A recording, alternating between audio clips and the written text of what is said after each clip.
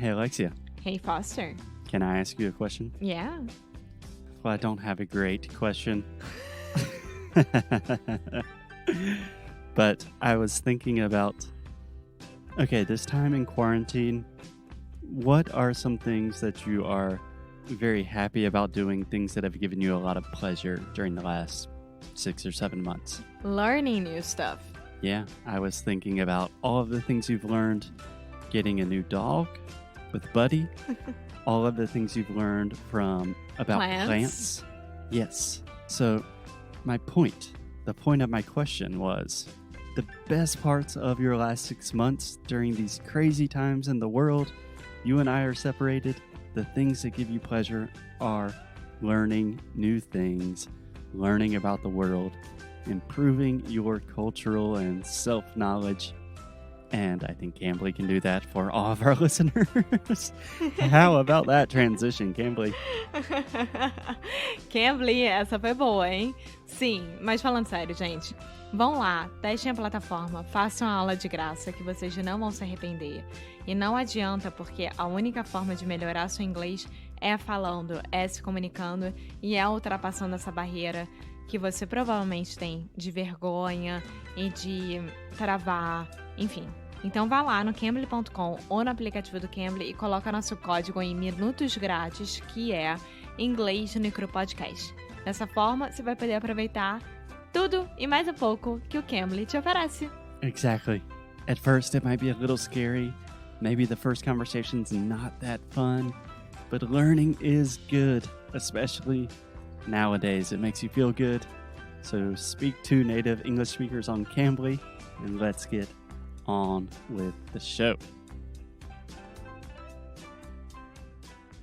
Hello. Hey guys, welcome to another episode of Inglês no Cru Rádio. Today is kind of a different episode. Today, I believe, this might be wrong, but I believe we have our first Portuguese person on the show. Really?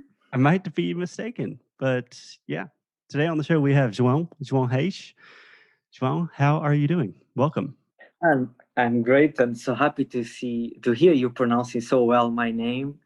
João Reis is definitely a challenge. It's a Portuguese challenge for any non-native. So yeah, really awesome that you are saying so well, and happy to be here, and also happy to be the first Portuguese. I'm surprised that I'm the first one in your podcast. That's cool. I could be wrong. We've done like 700 episodes, but I'm pretty sure you're the first one. I'm sure if you had it before. So thank you for inviting me, and it's a pleasure to talk with you and to your amazing podcast. Been going for a while, 700. That's definitely an adventure already. It's a lot. João, I believe we met sometime last year. We participate in an online business community, and you are originally from Porto. Mm-hmm. Is that correct? Yeah. Yeah. I was born in Porto. Yeah. Mm-hmm. And I am currently in Porto, and yeah, I thought it'd be great to catch up with you. And we have a lot of interesting things to talk about, especially with remote work, working from home, something that everyone's thinking about nowadays. But before we dive into that, João, can you just give me a little bit about your background, who you are, where you're from, what do you do? Yeah, that's a pleasure. So we met last year during this summer. Yeah, I think we went to for the seaside, and we talk about a lot of things, including teaching English.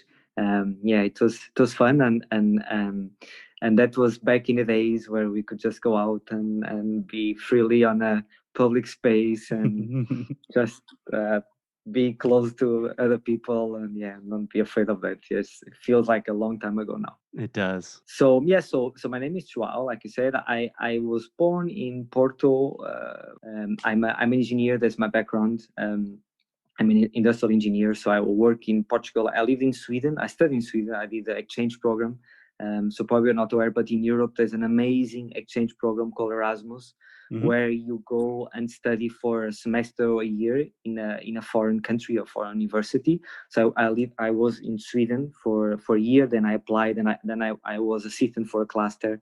So I stayed for 2 years. So that was the first experience for me traveling, and that never really left me, that seed of traveling. There is actually Erasmus also works with Brazil. So I think there's a program in my university. I used to go to Florianopolis. So students would exchange and go there, and Brazilian students will come and study in Portugal. I think that's still going. So that for me, that's one of the most important project that the European Union ever had in Europe, because it made all of us Europeans to travel around, and the generation that did this first, which was mine and a little bit older than me, now they are getting important roles in the society, in companies, in politics. This is all we call it the Erasmus generation now.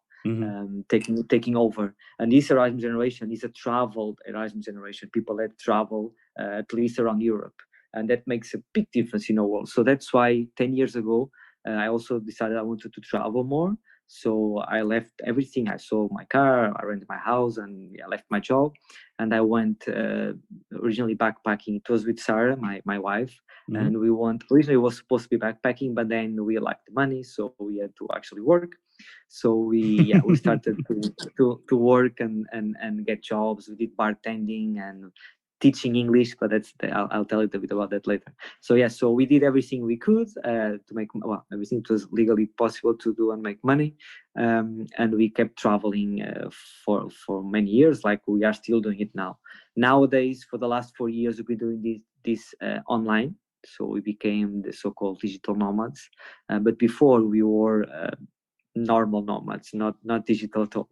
Yeah, I think what we would call like backpackers back in the day. Yeah. Well, in a way, yes, but we were leaving, so we were very slow travels. We were leaving, so we were moving to a country like, for example, Cayman Islands. We moved there, we got a job and a bar, and we stayed there for 2 years.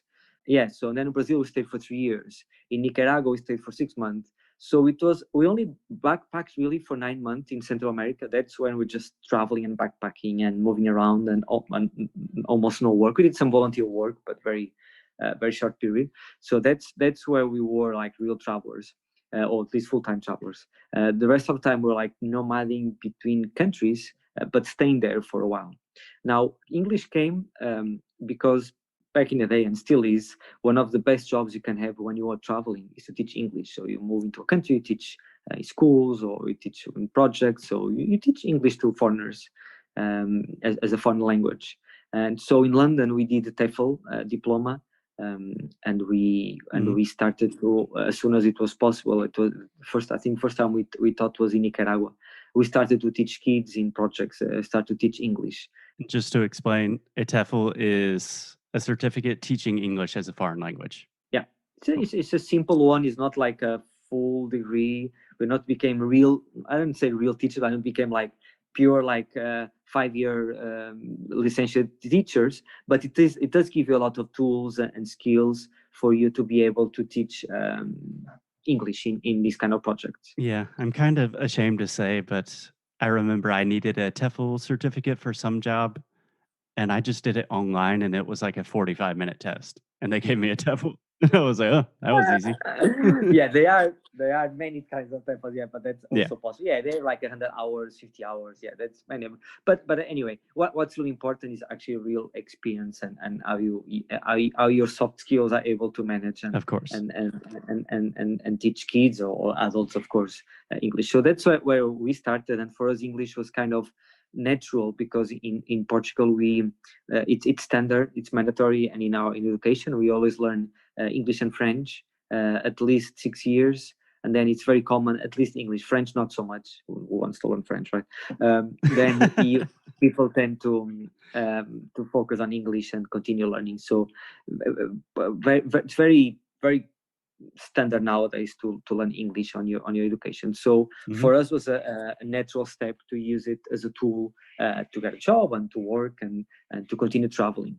And after that we started to teach English online too. So we started teaching the schools and everything while we were traveling, and we've been doing that even until now. I stopped doing that because I'm now organizing conferences, which is kind of crazy. This year is the year of summits and conference. Everyone is organizing summits, but yeah, that's what I'm doing too.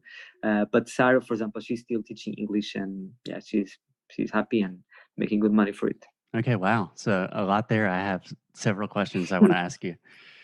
So first, just to clarify, you're Portuguese, born and bred. Portuguese is your native language. Everyone Yes. listening now can understand that you speak English very, very well. But I think it is remarkable the fact that you're not a native English speaker and you still say that teaching English is like one of the best jobs you can have, which I totally agree with. But I think most people listening would think, I can't teach English. I'm not a native English speaker. Do you have any recommendations for people that might be thinking like that? So if I could bring people that I met in on this journey that are teachers and they teach other people, I actually have students that are in my classes. They all themselves teaching English because first you don't need to be a perfect English speaker, and I have accent. And there's a lot of teachers from Eastern Europe which have very strong accent, but they're still able to teach English. Because it depends on the levels of you're trying to teach. But if your English is not like level 10, it's level 8, you can still teach people up to level 8, right? Precisely. So and there's a big difference between knowing nothing until knowing a lot. So you can be an English teacher as soon as you know how to speak some English, because you can at least know what you know, right? It's the same with anything that you know, right? Maybe you are an amazing driver, or maybe you're just a normal driver, but you can still tell people how to start to drive, even if you're not a speed racer, right? So it's the same with the language. You can teach what you know, not above what you know, of course, but then you can continue learning and get more and still help people. So I don't see a point there, because I've seen so many examples, people that are still in the medium, intermediate, beginning intermediate level, already helping others to learn, because from 0 to 1, that's already a lot. Yeah, I think in some cases, it's almost better to have someone that is a little bit more fresh with the process. Like, for example, I've been teaching English for more than a decade. And when I'm thinking about English, I'm thinking about like syntax and phonology. And sometimes I get lost and forget, like, oh, I just need to help this person speak. So sometimes it's great to have a non native English speaker that's just a little bit ahead of you. That's wonderful. And honestly, probably the best way to learn anything is to teach it. So even if you're not speaking English perfectly, if you can teach it, that's going to help tremendously. Yeah, teaching, if you are studying something, right, the best way, it's like you are studying, so you need to practice, and then teaching, you are practicing. So if you are practicing all the time, you are improving even more. So completely up to that. Cool. So João, you are, I think we can all say, a very well traveled traveler. Yeah, And been around. been around. Been around. I think that is an understatement. But nowadays, it seems like you're spending a lot of your time on virtual summits, online conferences, and really focusing on kind of just spreading or raising awareness about working remotely. And yeah, can you speak to that a little bit? Because I know that's something literally on everyone's minds nowadays. For sure. Yeah, so I'm happy that I have two big passions in my life, and that's what I put my all my effort nowadays, and everything that I do, all my projects. And the two passions, one obviously is traveling, but I see traveling more as a long time travel. So in a way, my big objective is to make our society a borderless society, so no borders. That's what I want to see in our planet. A borderless society, you say? Yes. Yes. Yes. I also totally disagree with borders. Yes. So for that, and to have this, the closest we have to this kind of lifestyle is a slow traveling or the nomadic lifestyle.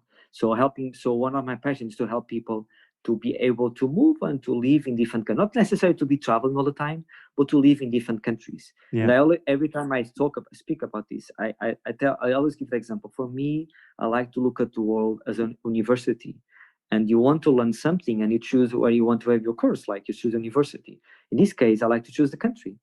So for example, I wanted to learn about Buddhism and more about nomadism, so I went to Chiang Mai in Thailand, because it's one of the capitals of the world of nomadism, digital nomadism, and is also one of the best places to learn about Buddhism, because Thailand is 95% is a Buddhist country. If I wanted to learn about salsa, I'll go to, I don't know, to Colombia or to Cuba or something. So it's like you have your passions. So instead of just being at home and learning for what you have available, why don't you just go and somewhere else and learn it better? So for me, this is an amazing way of seeing the world and see where you travel. So I really want to inspire people to travel more and to travel with time, to really also to connect with the locals, not just to be in the bubble. So can you explain just briefly the idea of slow travel? I'm not sure if all of our listeners will be familiar with that. Slow travel is comes from the concept also of slow food, which was created in Italy like 15 years ago. But it's basically the same idea. So if you travel, if you're always on the road, if you're always moving around, you don't have much time to connect with the locals, right? Because you don't have much time. You just need to see what you have to see and then move and then go, right? Go take selfies and go back. Yeah. Check, and then keep going, right? When you slow travel, you stay longer periods in a place, and there's no rule for how long, 3 months, 6 months, I don't know. It's just some time. Enough for you to have a better taste or connect more with the local community, what's going on, and meet more local people and make friends and see what they do. Have time for them, to spend time with them. And that's what we call slow travel. So it gives you time to actually visit the places, because otherwise, if you're always fast traveling, you live in that bubble that I said. So you are just in a bubble of tourists or fast travelers, and you don't really see what's going on. You can be in a place full of foreigners, and then you don't even know local people because you don't have time for that. So slow travel is that approach where you stay a little bit longer in a place. And one of the tools to be able to slow travel, you say, all right, that's very cool, slow travel, but how do you make money, right? That's the first question. So, and one of them, I spoke about 2 of them already. You can work in hospitality, so that's why I did bartending. We can teach English, but there's another way, and that's what I've been doing for the last 4 years, which is remote working. You can actually work remotely, and then you can live everywhere that you want to live, as long as there's internet, right? So for me, I like to promote and inspire people to get into remote work or remote jobs, so that they can achieve this lifestyle of being able to live and move around the world. Doesn't mean that to be travel. You can stay in a place for years, doesn't matter. But at least you know that if you want to move at a certain point, you can. It's just up to you. Just gives you more options. Yeah. Just keep. So it's like your life is based on some restrictions, right? And jobs normally are one of them. So where do you want to get it? Where do you get it? So it's taking that out of the equation. There's other restrictions, of course. There's still family. There's still money. There's still a lot of things, safety. But at least the job is out of the equation. You don't need to think about that. Right. Everything else you can play around, but not the job. So that's why I've been organizing. Oh, and my other passion, I can say before, is sustainability. So I really like to promote and talk about sustainability. So that's why we created our personal brand called No Footprint Nomads, where we try to promote this type of lifestyle, but at the same time to be conscious that of what you do as an impact in our society. And traveling is even worse, so you have to be even more careful with your travels, because your impact, your footprint is much bigger. Can I ask you a quick question? Sure. How would you translate footprint to Portuguese? Pegada ecológica. Pegada. And in Brazil, they say pegada. Ah, cool. Pegada. Yeah. Sorry. Okay, that's just me trying to take advantage of. Yeah, I think you were one of the first people that really opened my eyes to. I consider myself, an ecologically mindful person, but yeah, traveling leaves a huge footprint, and we really need to be conscious about it. Yeah, and also the speed that you travel, right? It's the travel and the way that you travel. Because if you are always moving around, you have to use a lot more disposables. You don't have time to plan things. Precisely. To have some impact, right? But if you are moving around too fast, there's not much plan you can do about that. You just need to do the minimum. So that's for me, that's really important. Awesome. So you have these 2 great passions of yours, one being the travel and a borderless society, also sustainability, and those kind of converge, especially in this moment right now in the world of remote work. So tell us what you were doing. Tell us about this conference that we have today. the future of work. So based on this, and of course we're going to talk about conferences, I started to organize events, and this was before COVID. I'm part of a collective of freelancers in Portugal, and we decided to create a conference. We call it Nómada Digital Conference. That was the first name, Nómada Digital, because the collective is called nómadadigital.pt. It's a Portuguese collective of freelancers. So we started to organize that event, and because COVID came, it went very successful. So I said, oh, maybe we want to do something more about this. So we created a brand called Future of Work. And Future of Work basically talks about all these topics that are pretty much important to a lot of the people. So one is remote work. Second one is freelancing. Third, we talk about education online. Fourth, we talk about nomadism, so how you travel. Fifth, we talk about also for companies, so remote work in companies. And then the sixth level, we also added a level which was social impact with remote work. So we try to bring examples of entities, of companies that are actually doing good using remote work as a tool. Cool. So both of us have been working remotely for quite some time.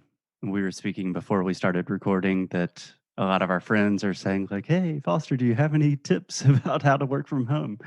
And I imagine most people just think, oh, okay, you have a job and now you're working from home. That's remote work.